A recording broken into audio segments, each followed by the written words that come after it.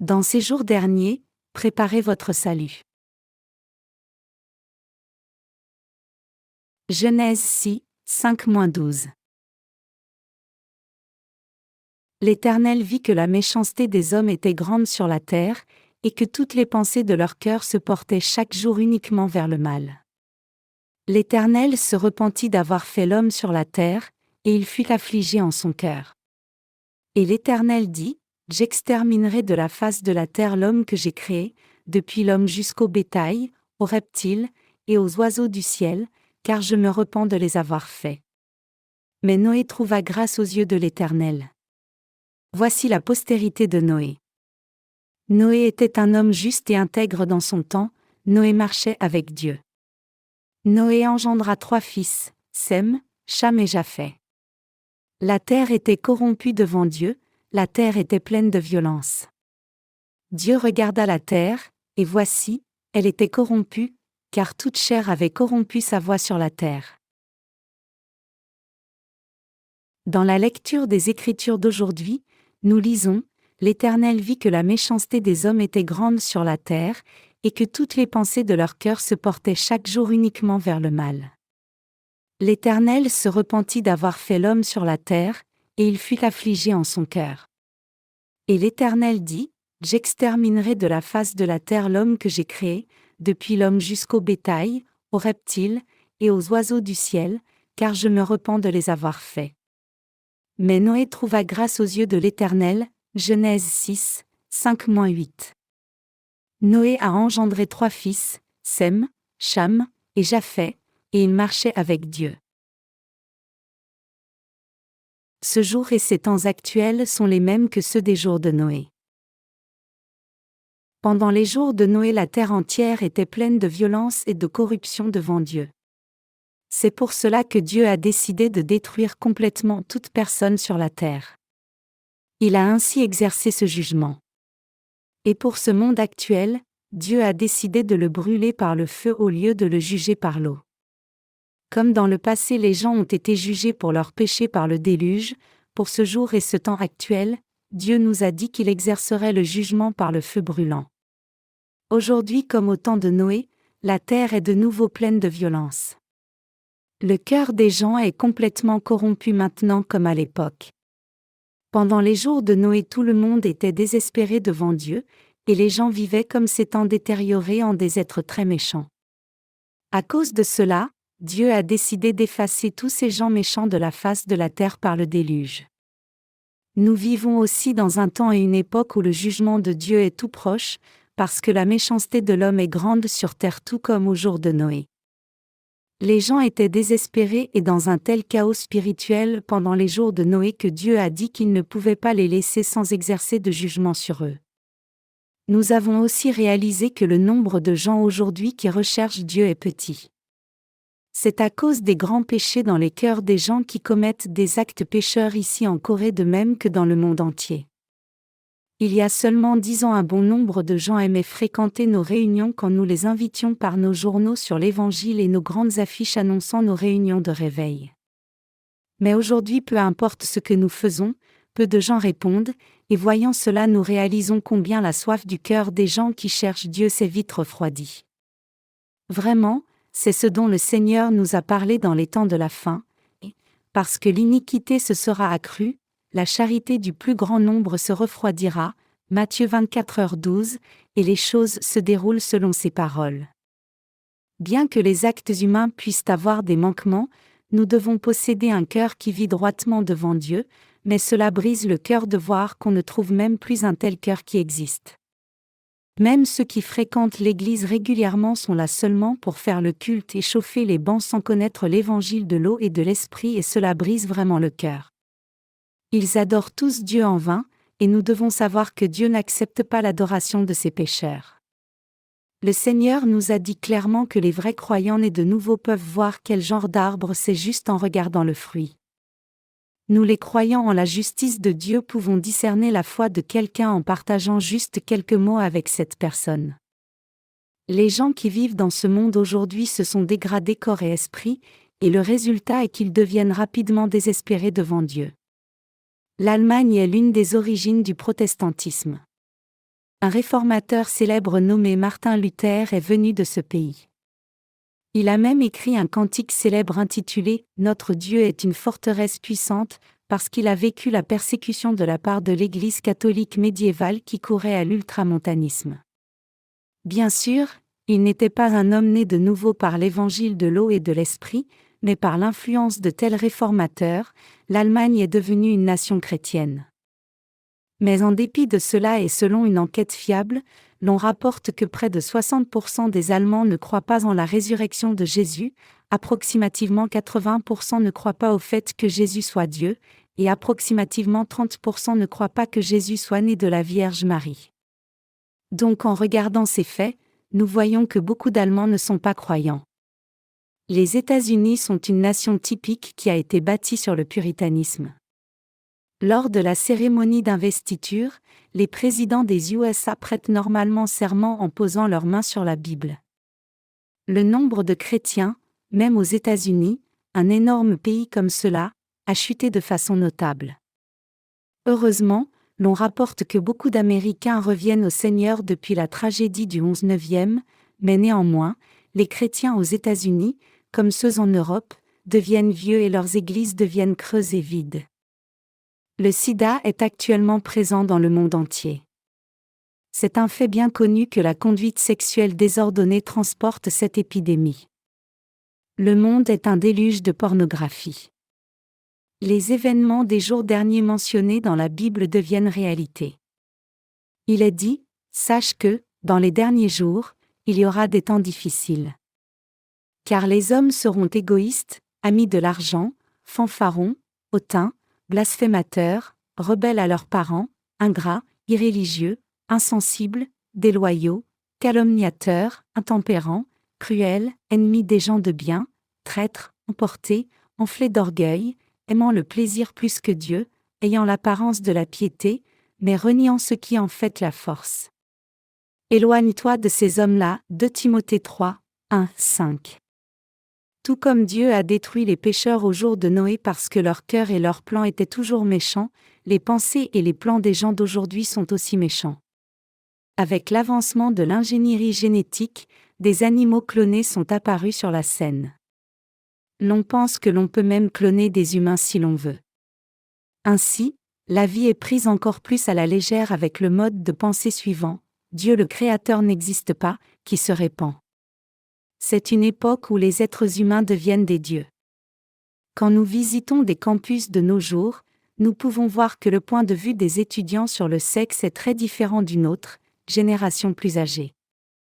C'est une ère où les gens considèrent qu'un homme ou une femme comme pouvant avoir des relations sexuelles libres partageant la même chambre en justifiant qu'ils sont écrasés par les dépenses du quotidien, et si quelqu'un considère que c'est un péché on le traite d'extraterrestre. Pour eux, le 7e commandement, « Tu ne commettras point l'adultère » n'a pas de signification du tout. Pour eux, l'adultère n'est pas un péché, mais c'est juste vivre fidèlement en accord avec ses instincts naturels. Ils disent que si l'on trouve que l'obscénité est un péché, alors la personne est quelqu'un qui est en retard sur la culture moderne. Ils ne considèrent pas les relations humaines correctes et ne sentent même pas que le péché est une transgression devant Dieu. Le fait est que les gens aujourd'hui n'ont pas la moindre crainte quant au fait d'être destinés à l'enfer à cause de leur péché. Les gens modernes sont seulement satisfaits de leur journée si elle a été jouissive. Cette dite nouvelle génération est une génération sans lendemain et sans espoir pour l'avenir. La culture de cette nouvelle génération n'existe pas seulement ici en Corée.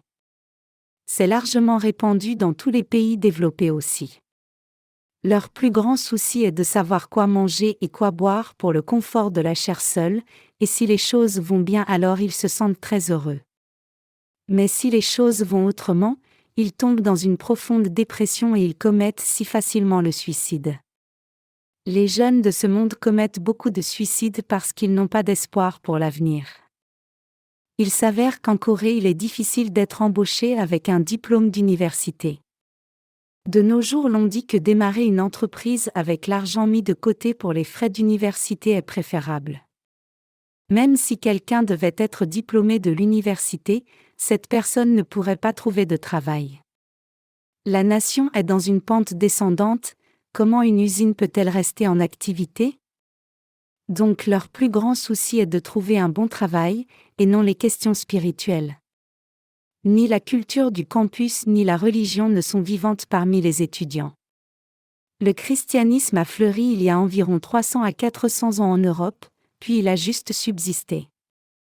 Même ici en Corée où la population chrétienne a augmenté de façon explosive au point qu'on l'appelait la Jérusalem d'Orient après à peine plus de 100 ans d'histoire chrétienne, les jeunes gens quittent l'Église en foule et le nombre total des chrétiens en Corée descend remarquablement. Alors que je prêche l'Évangile dans le monde entier, il n'y a pas de désir dans le cœur des gens pour chercher Dieu et vivre correctement. Les gens de ce monde sont ruinés corps et esprit. Cela signifie que non seulement dans le domaine de la chair mais leur domaine spirituel est déjà tombé en ruine. Alors que nous réfléchissons sur le XXe siècle, nous voyons comment la science a grandement avancé, mais il est juste de dire que la culture morale et spirituelle a régressé plus tôt.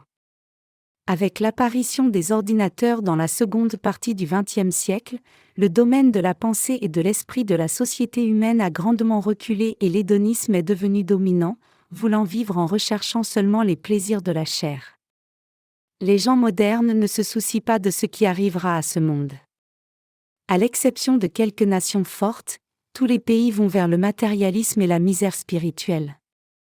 Donc nous devons nous rappeler que le jour dernier est proche même si le monde entier a bien vécu et mangé jusqu'à maintenant. Donc avec cela à l'esprit, quand les justes auront fini de diffuser l'évangile de l'eau et de l'esprit dans le monde entier, ce monde touchera à sa fin. Y a-t-il même des jeunes gens avec une conscience en Corée?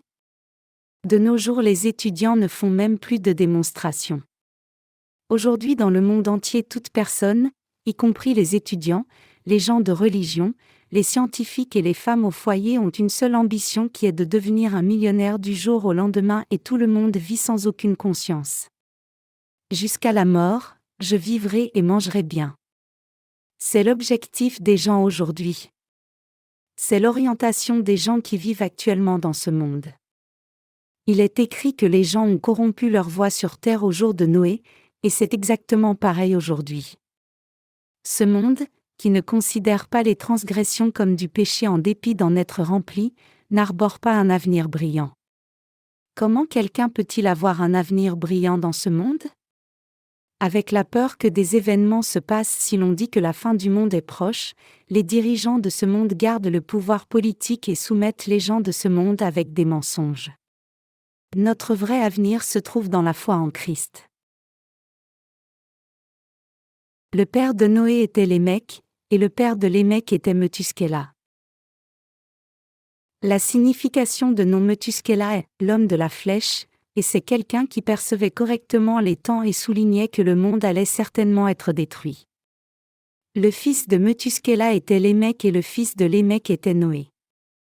Et l'année où Noé a eu 600 ans, le jugement de Dieu est tombé sur la terre. Dieu a déversé de l'eau sur le monde et a tué tout ce qui vivait. Le monde a été complètement détruit à l'époque, et en ce jour et ce temps présent il sera de nouveau détruit. Alors l'on pourrait demander, s'il en est ainsi, quand la fin du monde viendra-t-elle? Mais Dieu n'a pas parlé du temps exact ou de la date de cette destruction imminente. Dieu nous a seulement dit qu'il détruirait ce monde quand les actes des gens seraient corrompus, violents, que leurs plans et leurs cœurs seraient méchants, et donc nous voyons comment ce monde est devenu plein de péchés, tout comme au jour de Noé. En bref, Dieu détruira ce monde quand la méchanceté sera grande dans ce monde. Donc, les chrétiens doivent maintenant reprendre leurs esprits, et écouter intensivement la parole de Dieu et croire en la bénédiction de la nouvelle naissance par l'évangile de l'eau et de l'esprit. Les chrétiens d'aujourd'hui croient en Jésus, mais pas un seul livre sur l'évangile de l'eau et de l'esprit n'a pu se trouver. Même si je cherchais les yeux grands ouverts, je n'ai pas trouvé. Ainsi, les pensées et plans du cœur des gens sont seulement méchants continuellement. Les pasteurs qui ne sont pas encore nés de nouveau et qui ont peur de perdre les membres de leur Église disent que nous qui croyons en l'évangile de l'eau et de l'esprit avons tort, mais en fait, ils ont tort. Connaissent-ils l'évangile de l'eau et de l'esprit? Non. peuvent-ils prêcher à leur assemblée un sermon complet sur l'évangile de l'eau et de l'esprit? Puisqu'ils ne connaissent pas l'évangile de l'eau et de l'esprit, ils n'ont pas la possibilité de l'enseigner à leur assemblée du tout. Vous ne savez pas combien ils sont tous ignorants spirituellement. Puisqu'ils ne connaissent pas l'évangile de l'eau et de l'esprit, ils ne peuvent ni le prêcher ni l'enseigner, et ne peuvent pas du tout connaître la justice de Dieu. En dépit de cela, dans leur Église, ils confondent les pensées des gens avec toutes sortes de fausses doctrines dans le but de rassembler les dîmes et des dons financiers de remerciement. Nous aujourd'hui avons pu recevoir le vrai salut en étant purifiés de tous nos péchés en connaissant et croyant en la justice de Dieu qui est révélée dans l'évangile de l'eau et de l'esprit. Au jour de Noé, Dieu a effacé toute personne corrompue par le grand déluge, et puisque cette période dans laquelle nous vivons est aussi pareille, tout le monde doit maintenant croire en l'évangile de l'eau et de l'esprit. Il est écrit, Noé trouva grâce aux yeux de l'Éternel. Le salut que Dieu a donné à Noé était le don du salut qu'il avait fait unilatéralement pour lui. Si quelqu'un trouve de l'argent ou un grand diamant en marchant sur une route, on dit que c'est le destin. De même, Noé a reçu une formidable aubaine quand il a trouvé grâce aux yeux de Dieu. Noé était un homme qui vivait parmi les gens charnels du monde rempli de méchanceté. En dépit de cela, Dieu a donné à Noé ce don du salut. C'est la grâce de Dieu. Ayant trouvé la grâce du salut aux yeux de Dieu, Noé est devenu une personne parfaite devant Dieu. Les 8 membres de la famille de Noé ont aussi reçu le salut et sont devenus les ancêtres de la race humaine de ce monde. En ce temps présent, vous et moi sommes aussi ceux qui avons trouvé cette grâce du salut par l'évangile de l'eau et de l'esprit, tout comme Noé. Combien ce monde est-il devenu violent et corrompu?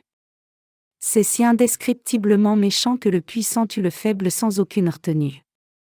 Quand la Corée a subi des difficultés financières, beaucoup de gens ont escroqué les autres à cause du manque d'argent. Pendant ce temps, ceux qui avaient de l'argent étaient les plus oppressants. Comme le dit l'expression, l'argent attire l'argent, c'est exactement comme la période actuelle dans laquelle nous vivons. Dans ce monde, le riche gagne plus d'argent et le puissant devient un exploitant et domine le faible. Les riches aident les pauvres seulement en parole, mais en réalité, ils font de l'agitation seulement pour rechercher du profit.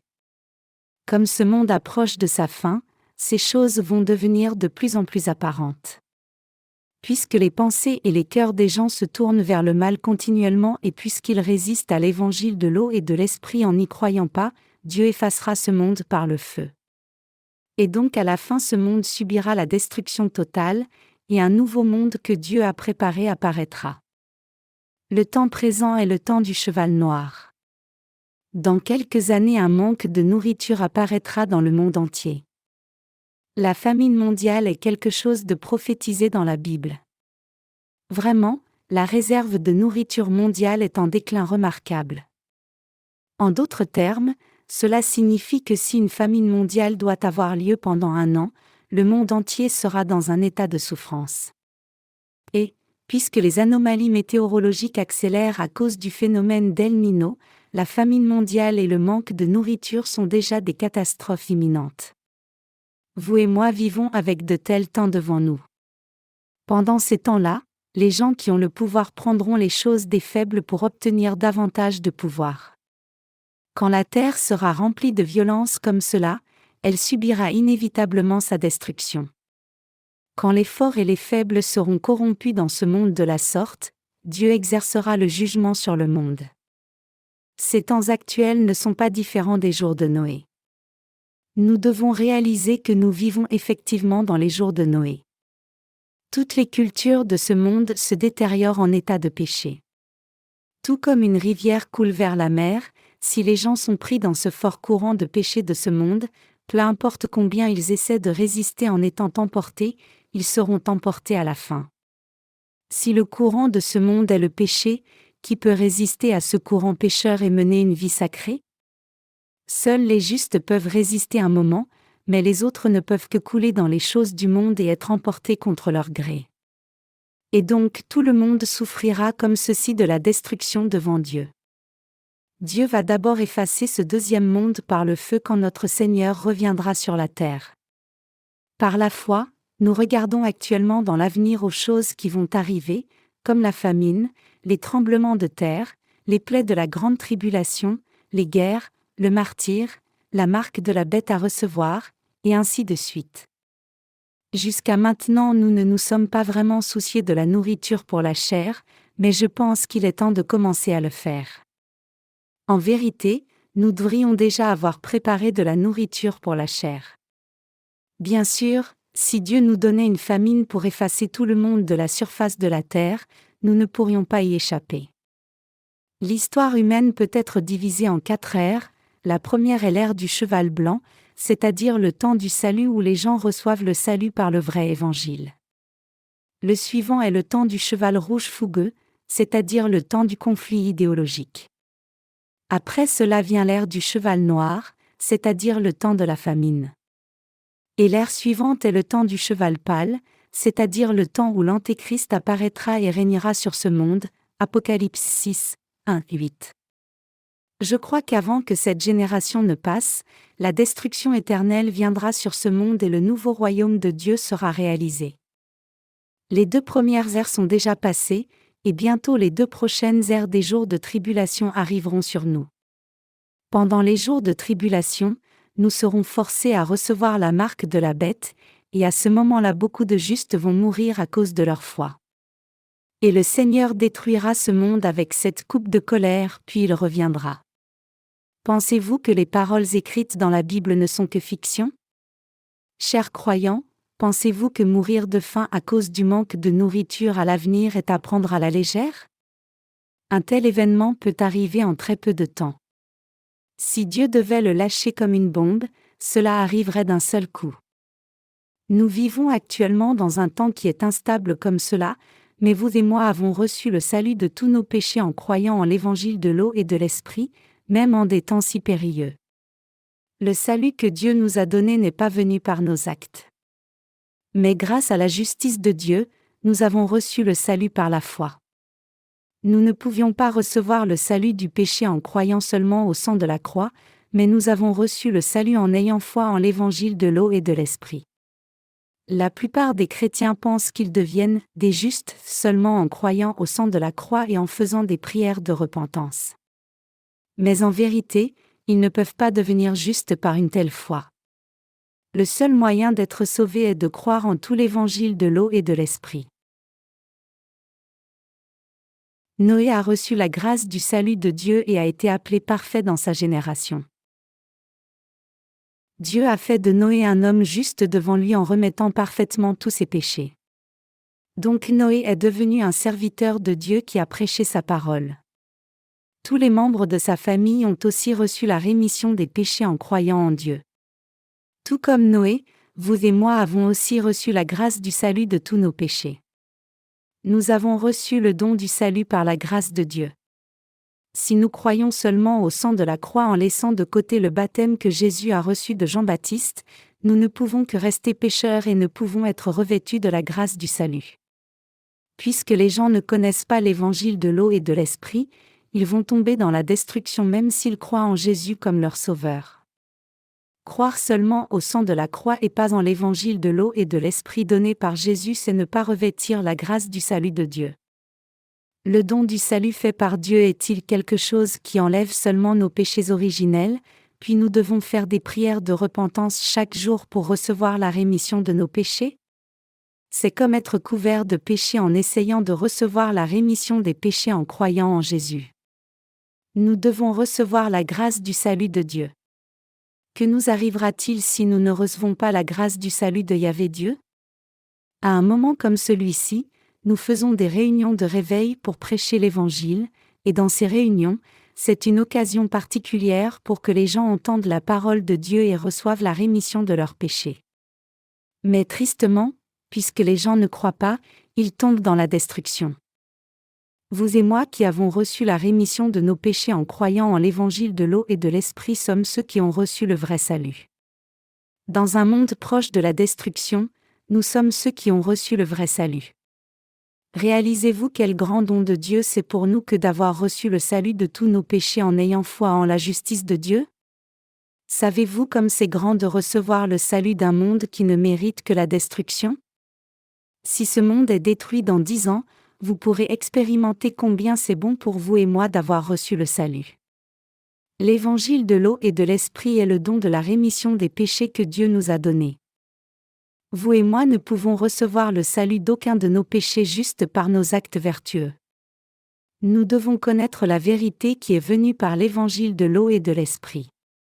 Si ce n'était par la foi qui croit en la parole de l'évangile de l'eau et de l'esprit en ce temps présent, qui pourrait recevoir le salut de ses péchés?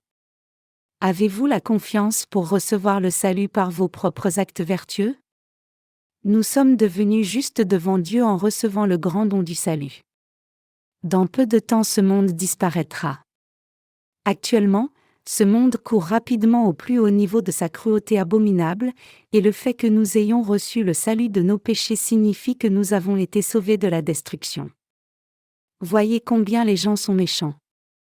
Si vous regardez les choses qui arrivent dans ce monde maintenant, vous verrez combien la violence est devenue grave.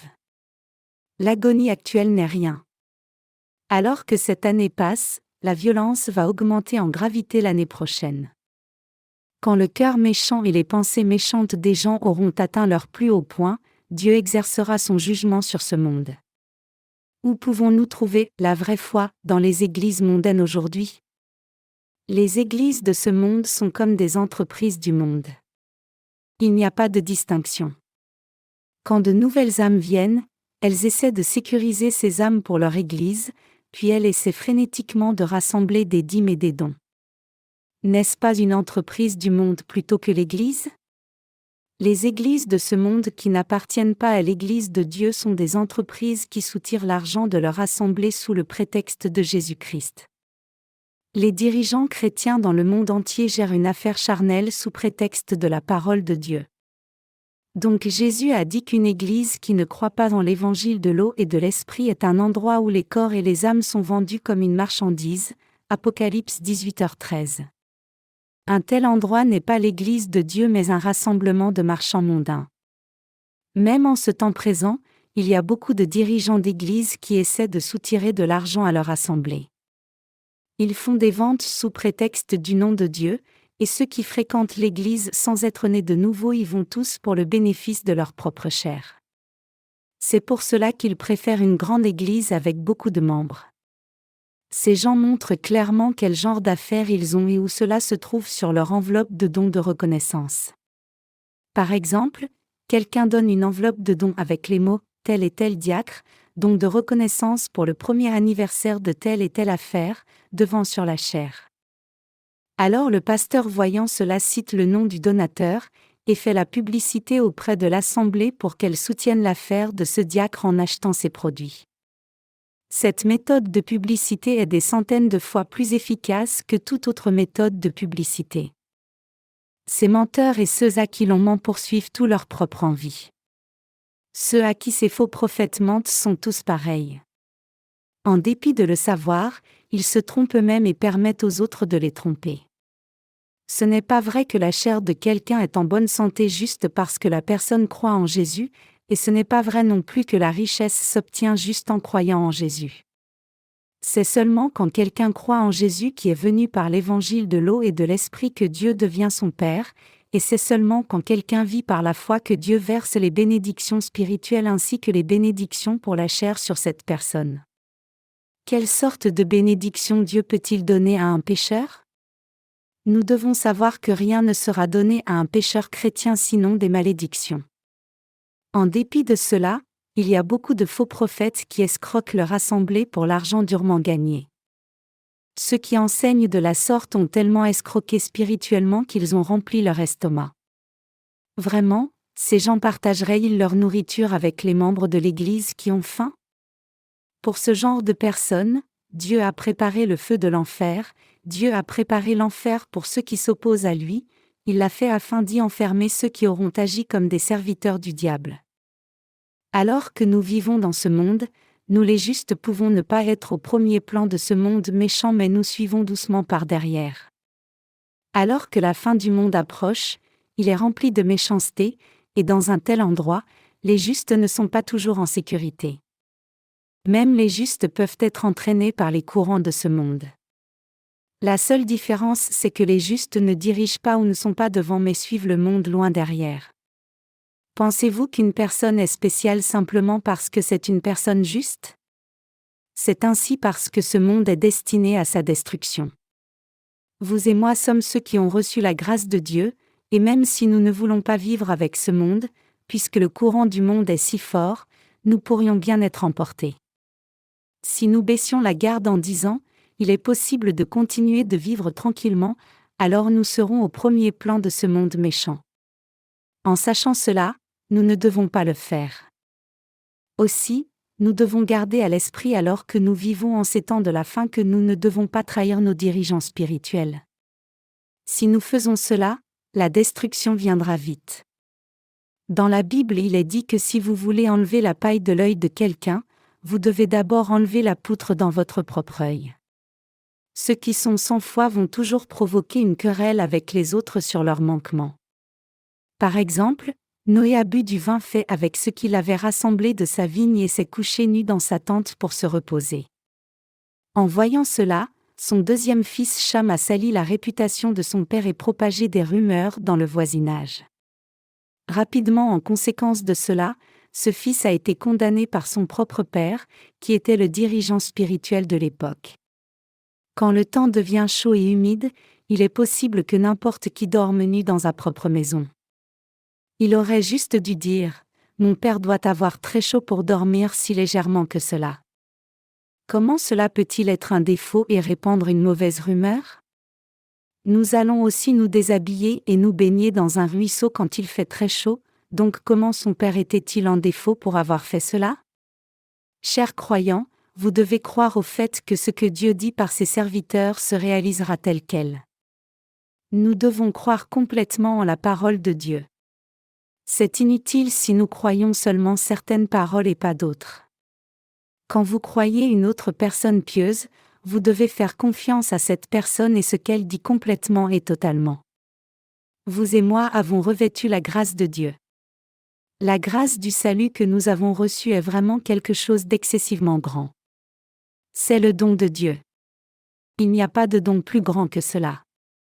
Dans le salut que nous avons reçu, il y a la vie éternelle, le moyen de devenir enfant de Dieu, la résurrection, le royaume de Dieu, et tout ce qui est précieux. C'est ce que nous avons reçu de Dieu. Même si nous vivons dans ce monde méchant, nous avons néanmoins trouvé la grâce du salut aux yeux de Dieu. Tout comme Noé a construit l'arche après avoir reçu la grâce du salut, nous avons aussi reçu cette grâce du salut tout comme lui et conduisons les gens à l'église de Dieu.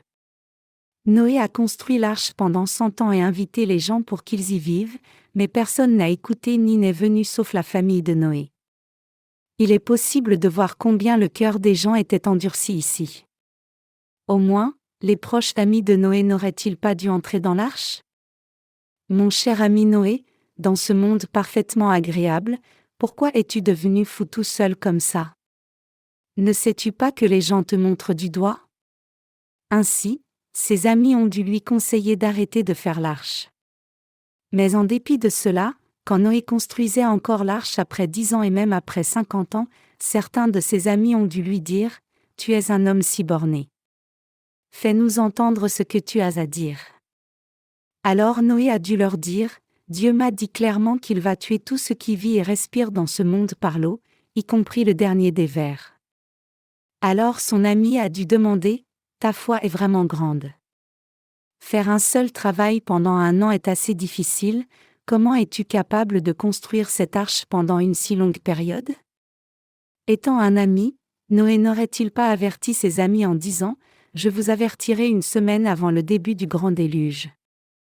Reviens alors s'il te plaît, tu comprends? » Si c'était ainsi, alors au moins l'un de ses amis aurait dû entrer 1 semaine avant le jugement par l'eau, mais le fait est que personne n'est entré. À l'époque, Dieu allait tuer toute l'humanité, mais la Bible nous dit que Noé a trouvé la grâce du salut aux yeux de Dieu. Noé était-il particulier? Était-il particulièrement plus grand qu'une personne de son époque? Noé était exactement le même que tous les autres gens de sa génération. Mais Noé a cru que Dieu l'avait sauvé de tous ses péchés. Dieu a dit à Noé, « J'ai décidé de détruire ce monde, et tu n'auras pas d'autre choix non plus que de mourir pour tous péchés. Mais si tu crois en ma justice, tu vivras. La lignée de Noé est comme suit. Lémec était son père, Methuskéla était son grand-père, et si nous retraçons plus haut dans la ligne, nous trouverons Adam et Ève. Noé a hérité sa foi de ses ancêtres. Bien que ce fût un monde si corrompu, Noé avait la même foi que ses ancêtres. Bien que Noé eût des manquements et était insuffisant, Dieu lui a néanmoins donné la foi pour croire en l'évangile du salut, en lui faisant grâce, et lui a confié son œuvre. Chers croyants, avez-vous quelque chose de quoi vous vanter en corps ou en esprit? Ce monde court à sa fin, mais en dépit de cela ne ferez-vous pas l'œuvre de Dieu en vivant au milieu de ce péché? Vous ne devez pas être vantards comme ceux-ci. Nous devons plutôt recevoir la rémission de nos péchés en croyant en l'évangile de l'eau et de l'esprit, et nous devons partager nos cœurs dans l'œuvre de la diffusion de l'évangile. Ceux qui ne prennent pas part à l'œuvre de Dieu en croyant au vrai évangile sont méchants, et Dieu traitera sévèrement ces gens méchants. Dans la Bible, nous trouvons ce genre de méchants qui n'ont pas travaillé pour l'évangile en dépit d'avoir reçu la rémission des péchés. Ces méchants qui ont reçu un talent seront jetés dans les ténèbres du dehors et auront leur part avec les hypocrites. Matthieu 24h51. Le Seigneur a dit, « Le royaume des cieux est encore semblable à un filet jeté dans la mer et ramassant des poissons de toute espèce. Quand il est rempli, les pêcheurs le tirent, et, après s'être assis sur le rivage, ils mettent dans des vases ce qui est bon, et ils jettent ce qui est mauvais. Il en sera de même à la fin du monde. Les anges viendront séparer les méchants d'avec les justes, et ils les jetteront dans la fournaise ardente, où il y aura des pleurs et des grincements de dents. Matthieu 13, 47-50. Dieu séparera les méchants des justes. Si quelqu'un allait contre les justes en prétendant être sans péché et faire l'œuvre de Dieu qui n'a rien à voir avec la diffusion du vrai évangile de Dieu, Dieu le retranchera et le jettera dans le feu. Pensant que le Seigneur tarde à venir et se mettant à boire de l'alcool et frapper ses serviteurs, une telle méchante personne selon l'évangile de Matthieu aura sa part avec les hypocrites. Cela signifie que cette personne subira la même punition que les pécheurs. Puisque nous sommes aussi des humains, nous cherchons toutes les choses que les gens désirent naturellement. Et puisque la parole de Dieu dit que ceux qui continuent à vivre sans se soucier de servir l'Évangile en dépit de prétendre croire en l'Évangile de l'eau et de l'Esprit en disant « Donnez sa part à cette personne parmi les hypocrites et jetez-la dans les ténèbres du dehors, je sais que cela m'arrivera si je vis seulement pour moi-même. » C'est pour cela que je continue à vivre pour l'Évangile, ne voulant pas devenir une personne méchante comme mentionné dans cette parabole. Les justes sont les justes. Les pécheurs sont les pécheurs. Et les ouvriers de Dieu sont ses ouvriers. Les justes ne peuvent pas devenir pécheurs par manquement. Si vous gardez votre foi dans votre cœur, servez le Seigneur en dépit de vos manquements, et prêchez ce que Dieu vous a confié, alors vous êtes un ouvrier de Dieu. Donnez la chance à tous les gens de connaître l'évangile de l'eau et de l'esprit et l'œuvre qui doit être faite par les ouvriers et les serviteurs de Dieu aussi bien que par tout le peuple de Dieu. Nous ne sommes pas ceux qui rassemblent des gens dans le seul but d'exploiter leur argent, mais plutôt, nous continuons à diffuser l'évangile de l'eau et de l'esprit en obéissant à la volonté de Dieu. Nous les justes vivons maintenant dans un monde plein de corruption et de violence. En ce temps présent, nous qui sommes dans la grâce comme Noé allons mourir après avoir fait l'œuvre de Dieu fidèlement.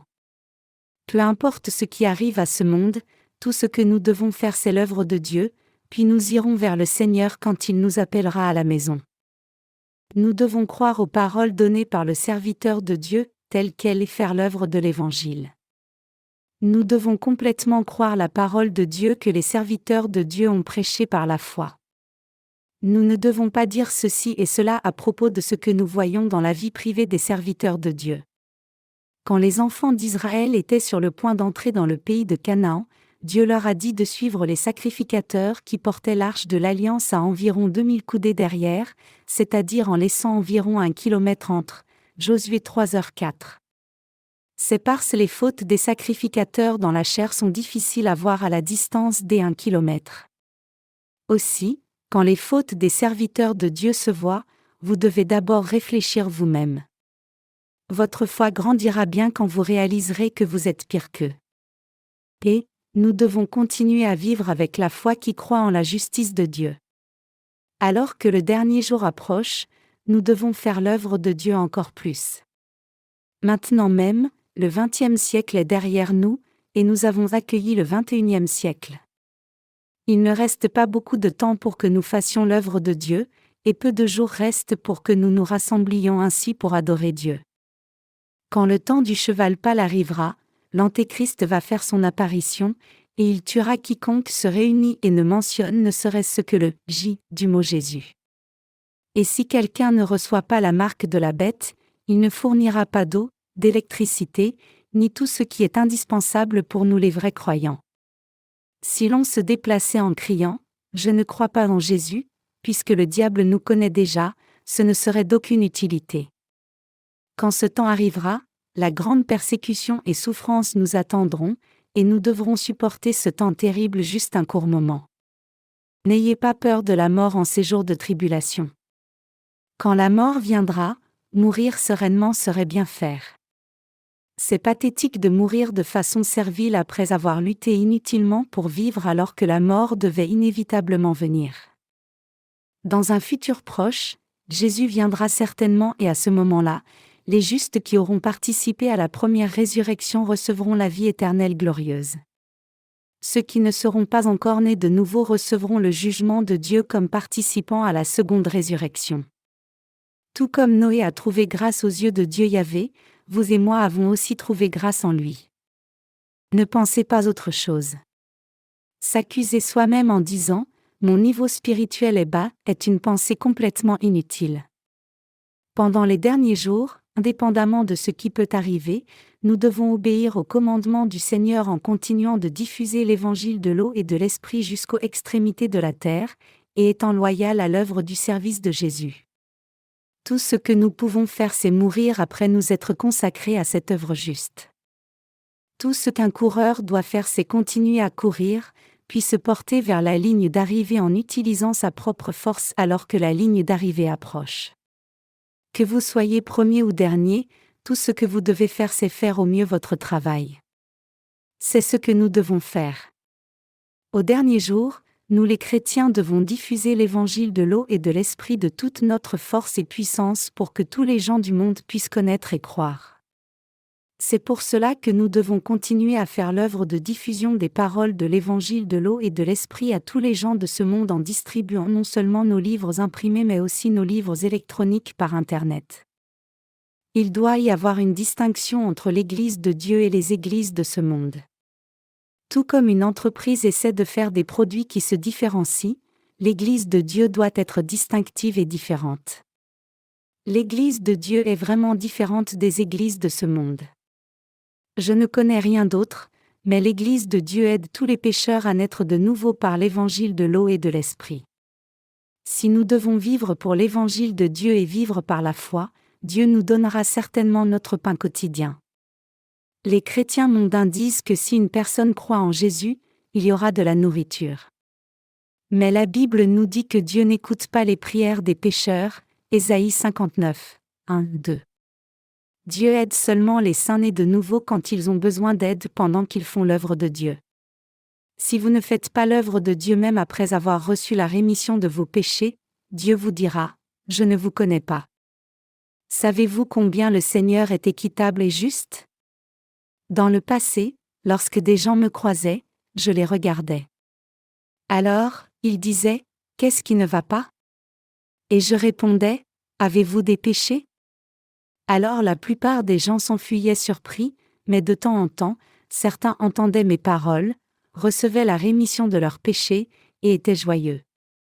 Il y a des moments où une personne m'apportait un repas par reconnaissance. Il y a des moments où 3 ou 4 personnes par jour recevaient la rémission des péchés. L'œuvre de diffusion de la justice de Dieu est si bonne que je ne peux jamais en avoir assez, peu importe combien je le fais. Puisque je diffusais l'évangile qui contient la justice de Dieu comme cela plaisait à Dieu. Chers croyants, vous devez servir l'évangile de l'eau et de l'esprit. Il n'y a rien de plus précieux que servir cet évangile. Si quelqu'un prêche l'Évangile 1 ou 2 heures par jour, les âmes sont sauvées. Et il n'y a pas de comparaison entre cela et gagner de l'argent en travaillant toute la journée. Si vous faites l'œuvre de l'Évangile, Dieu vous permettra de gagner davantage d'argent. Je peux vous assurer de la vérité de cet enseignement. Cependant, si vous gagnez de l'argent et le dépensez seulement pour votre chair, et non dans le service de l'Évangile, Dieu vous donnera seulement assez pour que vous mangiez. Si vous servez l'Évangile, le Seigneur pourvoira abondamment en choses matérielles, permettant à votre chair de participer aussi à cette richesse. Quoi qu'il en soit, nous devons réaliser que nous sommes ceux qui ont trouvé grâce aux yeux de Dieu, tout comme Noé. Tout comme Noé a bâti l'arche en suivant la parole de Dieu, même si cela lui a pris 100 ans, nous devons continuer à vivre en servant l'Évangile trouvant la force dans la parole de Dieu. Nous devons croire en la justice de Dieu et prendre part à la bonne œuvre de diffusion de l'Évangile de l'eau et de l'Esprit.